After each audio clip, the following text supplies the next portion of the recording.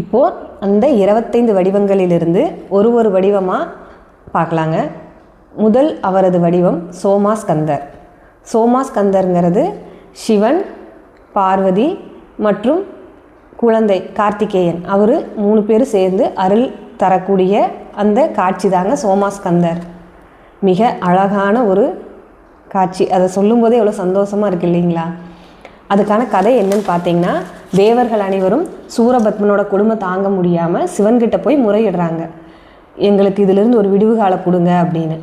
அப்போ அவரோட நெற்றிக்கண்கள், அதாவது அவருக்கு முதலியே 6 முகம் இருக்குதுன்னு பார்த்தோம் இல்லைங்களா?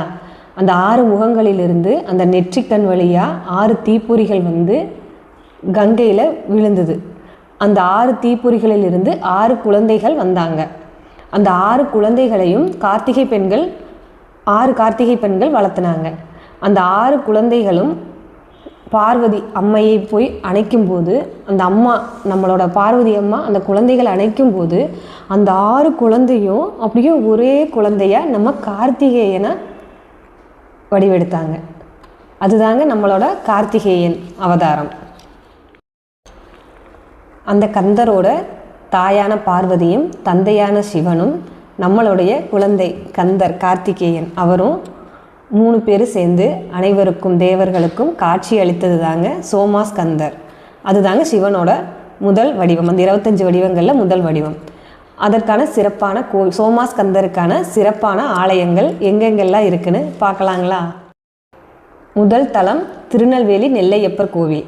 அங்கே சோமாஸ்கந்தருக்குன்னு தனி சன்னதி இருக்குங்க, ரொம்ப சிறப்பான கோவில். அடுத்து பார்த்திங்கன்னா திருவாரூர் தியாகராஜ சுவாமி கோவில், அதுவும் மிகவும் சிறப்பான ஆலயம். அடுத்து காஞ்சிபுரம் ஏகாம்பரேஸ்வரர் கோவில், குமரக்கோட்டம். அடுத்து பார்த்திங்கன்னா காமாட்சி அம்மன் கோவில், தென்காசி விஸ்வநாதர் கோவில், அங்கேயும் சிறப்பு சன்னதிகள் இருக்குது. அடுத்து பார்த்திங்கன்னா இலங்கை திருக்கேதீஸ்வரமில் நம்ம சோமாஸ்கந்தர் அப்பனுக்காக சிறப்பான சன்னதி, சிறப்பான ஆலயம் இருக்குது.